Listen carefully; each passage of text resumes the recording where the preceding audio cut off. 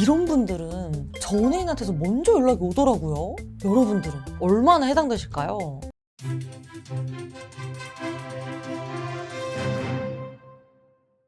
안녕하세요. 연애자격 가람쌤이에요. 오늘은 여러분들이 정말 궁금해하실 만한 주제를 가지고 왔어요. 과연 내 전애인은 나한테 먼저 연락을 할까? 많이들 궁금하실 텐데 이런 고민 있으셨다면 오늘 영상 끝까지 집중해주세요. 전애인한테 무조건 연락 오는 사람 특징 첫 번째, 의존적인 사람한테 완벽한 의지처였던 사람. 이걸 들으면 많은 분들이 아니 그렇게 의존적이면서 왜 이별을 했죠? 이렇게 생각하실 수도 있는데 맞아요. 이론적으로는 이별할 이유가 없어 보이죠? 그런데 의외로 이런 경우에 이별이 발생하더라고요. 왜냐면 의존적인 사람도 한순간의 충동이나 잘못된 판단으로 이별을 선택할 수 있거든요. 하지만 중요한 건 이 사람들이 또 금방 깨닫는다는 거예요. 내가 진짜 잘못했구나. 특히 여러분이 정말 부모님 같은 존재였고 상대방 삶에서 대체 불가능한 존재였다면 그 빈자리가 크게 느껴질 수밖에 없어요.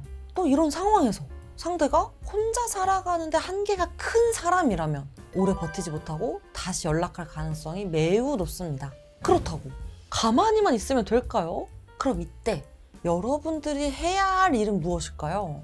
상대가 돌아왔을 때 옳다구나 하고 바로 받아주는 게 아니라 왜 우리가 이별을 하게 되었는지 어떤 점을 바꿔야 될지를 서로 고민하고 규칙을 설정한 후에 재회를 하는 자세가 중요해요.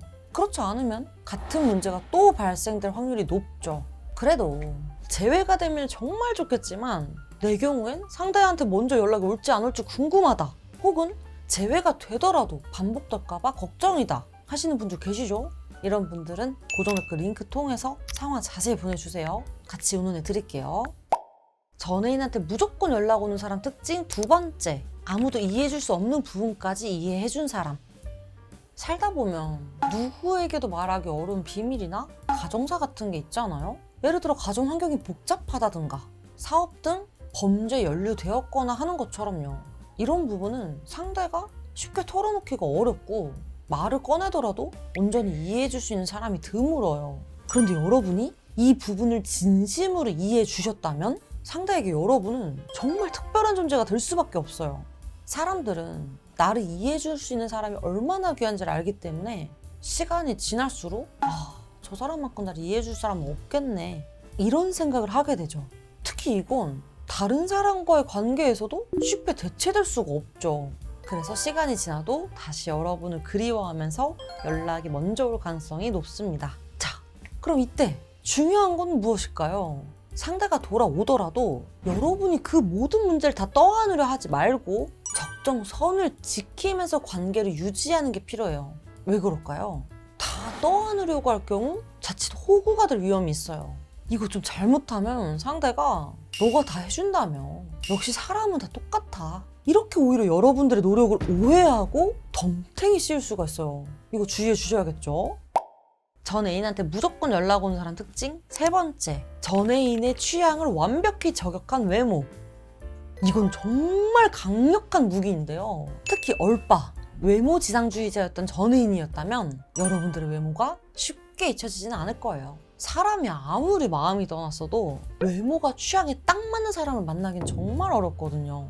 그래서 다른 사람이랑 비교를 하다가도 다시 여러분의 외모를 떠올리게 되죠. 물론 여기서 중요한 건 얼빠에 한정된다는 점이에요. 그리고 또 이런 경우에 상대한테 연락이 먼저 왔을 때 혹시 이 사람이 내 외모 때문에 다시 돌아오려고 하는 건가? 이 부분은 좀 생각을 해보셔야 돼요. 왜냐면 내 외모만 가지고 재회를 한 경우에는 우리가 왜 이별을 하게 되었는지 충분한 원인과 해결책이 없는 상태라서 또 이별을 할 확률이 높아요. 그리고 만약 외모가 나보다 좀 못하더라도 다른 대체점이 있는 사람한테 환승을 할 수도 있는데 이런 위험 요소까지는 우리가 싹 다 준비를 해놔야겠죠. 전애인한테 무조건 연락 오는 사람 특징 네 번째, 속궁합이 역대 최고였던 경우. 이건 좀 솔직한 얘기인데요. 사람마다 연애에서 중요하게 생각하는 부분이 다 다르잖아요. 그중에 속궁합이 정말 큰 비중을 차지하는 사람에겐 이 부분이 진짜 크리티컬할 수 있어요. 만약 여러분과의 성적인 관계가 다른 사람과는 비교할 수 없을 정도로 만족스러웠다면 그 기억이 아무래도 쉽게 지워질 수는 없겠죠. 그리고 만약 새로운 사람과의 관계에서 만족하지 못한다면 자연스럽게 여러분을 떠올릴 가능성도 높고요. 그런데 여기서 또 중요한 건 상대방에게 과연 속궁합이 진짜 중요했던 걸까? 이 생각은 좀 해보실 필요가 있어요. 그렇지 않다면 이 이유가 아닐 수도 있는 거고 자칫하면 파트너 관계로 남게 될 위험도 있으니까 관계 정립은 잘 해두시는 게 필요하겠죠. 전애인한테 무조건 연락 오는 사람 특징 5번째, 취향이 고급지거나 까다로운데 그걸 다 맞춰준 사람. 예를 들어 상대가 미식가라서 특별한 요리나 고급 레스토랑에서 데이트를 즐겼다고 해볼게요. 혹은 상대가 명품이나 고급스러운 생활에 익숙해진 사람이라면 다른 사람과의 관계에서 그런 수준을 경험하기가 어렵겠죠. 여러분이 상대의 까다로운 취향을 만족시켜 주었다면 그 공백은 금방 채워지지가 않아요. 결국 여러분과의 특별한 경험이 다시 그리워져서 연락을 먼저 할 가능성이 매우 높습니다.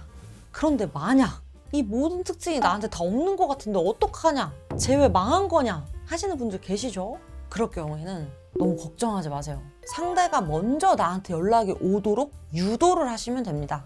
관련해서는 이 영상 참고해 주세요.